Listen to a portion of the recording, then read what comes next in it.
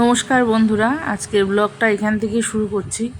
আর সকাল থেকে ভিডিও করিনি ব্লগের, যেহেতু প্রচুর গরম আর সেরকম কাজ। তো আজকে রান্না করছি লাস্ট লাউ, মানে একটা লাউ 3টে পাড়া হয়েছিল, 2টো দিয়ে দিয়েছিলাম, লাস্টে একটা ছিল, তার অর্ধেক আমি রান্না করছি। আর পার্লার থেকে একটা মেয়ে এসেছিলো আমার ভুরুটা তোলার জন্য, ওকে অর্ধেকটা দিয়ে দিলাম। তো এমনি আলু টালু কিছু দিইনি, এই কালো জিরে কাঁচা লঙ্কা দিয়ে দিয়েছি, আর একটু নুন হলুদ মিষ্টি এই আর কি দিয়ে লাউটা একটুখানি কী বলবো ওটাকে বটি বলে অনেকে, ওটা রান্না করলাম। আর এখানে ঝিঙে আলু কাঁচা লঙ্কা একটা ছোট্ট পেঁয়াজ কেটে নিয়েছি রুই মাছটার ঝোল করব বলে। তো মাছটা দেখো ভেজে নিলাম, মাছটা ভালো ছিল কালকে খুব। তো মাছটা ভাজা হয়ে গেছে, সেই তেলেই ঝিঙেটা ভেজে নিয়েছি হালকা করে, আর অল্প সামান্য তেল দিয়ে কালো জিরে ফোড়ন দিয়ে আলুগুলো ভেজে নিলাম নুন দিয়ে হলুদ দিয়ে একটু নরম করে। আর দিলাম হচ্ছে আদা বাটা, সামান্য একটু পেঁয়াজ বাটা। এই দেখো একটা ছোট পেঁয়াজ নিয়েছিলাম, সম্পূর্ণটা নিয়ে নিই, তো আরও অর্ধেক নিয়েছি। নিয়ে এবার দেবো আজকে কাঁচা লঙ্কা, আজকে ঝোলটা রং হবে না আর কি।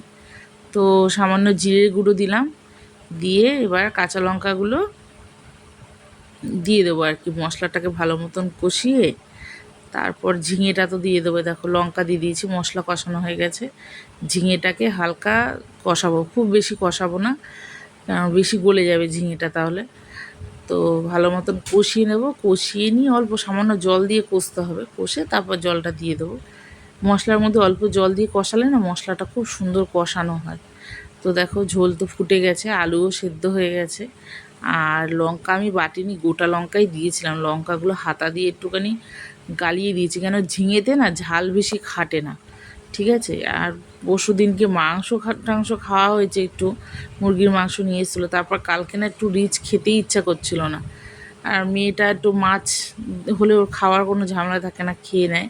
তো ঝিঙে দিয়ে একদম হালকা ঝোল করেছিলাম, ঝিঙে দিয়ে ঝোলটা খেতে এত ভালো হয়েছিল না, দেখো দেখতে তো এরকম ফ্যাট ফ্যাট করছে কালারটা।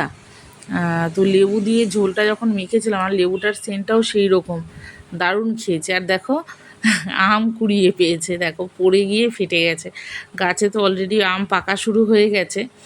তো একটা খেয়েওছি আমরা সকালে, খুব ভালো ছিল আমটা। আর ছোটো আমও কিছু নিয়ে এসেছিলো, ছোটো আমগুলো দেখতে এত সুন্দর, দেশি আম কিন্তু এগুলো সব দেশি আম। তো ফেরার পথে, ডিউটি থেকে ফেরার পথে পেয়ে নিয়ে এসেছে, খুবই মিষ্টি আমগুলো। তো চিন্তা করছি একপাশে দাগ আবার ফেটে গেছে, এই দেখো এই আমটা মানে দেখাচ্ছি আর কি তোমাদেরকে, এরকম আম খেয়েছি কিন্তু এটা খাইনি, এটাই যে দাগ ফাটা, এটা ফেলে দিলাম। কিন্তু রঙটা যে এইরকম দেখতে এত সুন্দর, দেখানোর জন্য একটু ভিডিও করবো বলে আমটা রেখে দিয়েছিলাম। দেখেছো গোড়ার কাছে কীরকম দেশি আম, এত সুন্দর কালার, যেরকম সেন্ট তেমন খেতেও ভালো, কিন্তু খুব ছোট। আর যদি ভিডিওটা ভালো লাগে একটু লাইক কমেন্ট করো।